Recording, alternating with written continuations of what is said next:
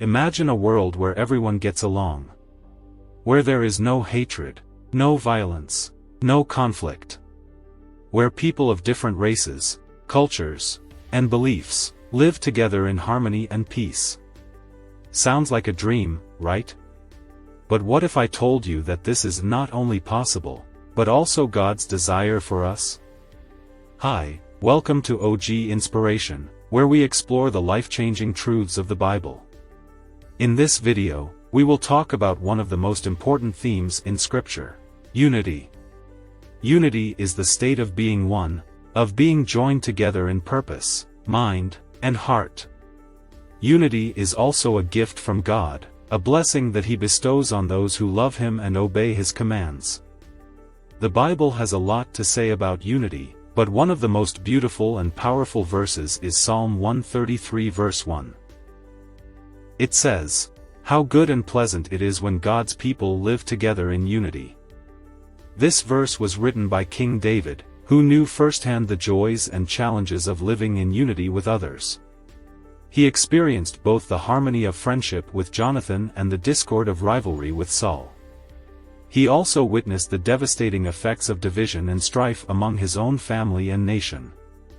But David also understood that unity does not happen by chance or human effort. It is something that comes from God, who is the source and author of all unity. God Himself is a perfect example of unity, as He exists in three persons: the Father, the Son, and the Holy Spirit. These three are distinct, yet one in essence, nature, and will. Just as God created diversity in nature, He also created diversity in humanity. He made us with different colors, shapes, sizes, languages, cultures, personalities, gifts, and talents. He did not make us to be clones or robots, but to be unique and special individuals. But God also made us to be interdependent and relational. He did not make us to be isolated or independent, but to be connected and involved with others. He made us part of His family, body, and church. When we live in unity with God's people, we experience His goodness and pleasantness. We enjoy His presence and peace. We share His love and grace.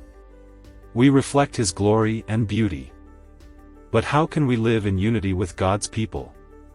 How can we overcome the barriers of sin, selfishness, pride, prejudice, fear, anger, bitterness, resentment, and unforgiveness that often divide us and destroy our relationships? The answer is simple: we need Jesus. Jesus is the one who came to reconcile us to God and each other. He is the one who died on the cross for our sins and rose again from the dead for our salvation. He is the one who gives us His Spirit to live in us and empower us to love one another as He loved us. Jesus said in John 13 verses 34 to 35, "A new command I give you, love one another. As I have loved you, so you must love one another. By this everyone will know that you are my disciples, if you love one another." Jesus showed us what true love and true unity look like. He humbled Himself and served others. He forgave those who hurt Him and betrayed Him. He prayed for those who persecuted Him and crucified Him. He sacrificed His life for those who did not deserve it. If we want to live in unity with God's people, we need to follow Jesus' example. We need to humble ourselves and serve others. We need to forgive those who hurt us and betray us. We need to pray for those who persecute us and oppose us. We need to sacrifice our lives for those who need it. The Apostle Paul wrote in Philippians 2 verses 2 to 4, "Then make my joy complete by being like-minded, having the same love, being one in spirit and of one mind. Do nothing out of selfish ambition or vain conceit. Rather, in humility, value others above yourselves, not looking to your own interests but each of you to the interests of the others." When we live in unity with God's people, we make God happy. We also make ourselves happy. We find joy and fulfillment in serving others rather than ourselves. We find strength and comfort in supporting others rather than competing with them. We find freedom and healing in forgiving others rather than holding grudges against them. The psalmist wrote in Psalm 133 verse 3, "It is as if the dew of Hermon were falling on Mount Zion. For there the Lord bestows his blessing, even life forevermore." When we live in unity with God's people, we receive God's blessing. We receive his favor and grace. We receive his provision and protection.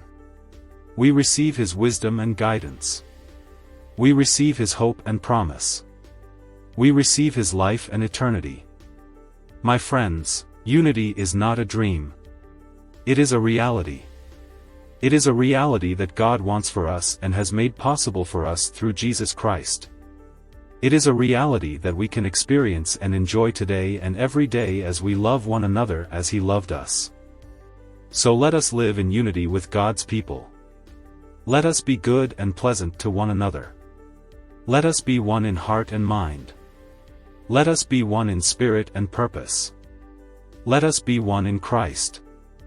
Thank you for watching this video. If this video blessed you today, please give it a thumbs up and share it with your friends.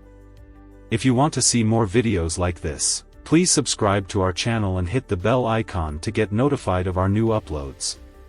And if you have any questions or comments, please leave them below. We would love to hear from you. May God bless you and keep you in his love and unity.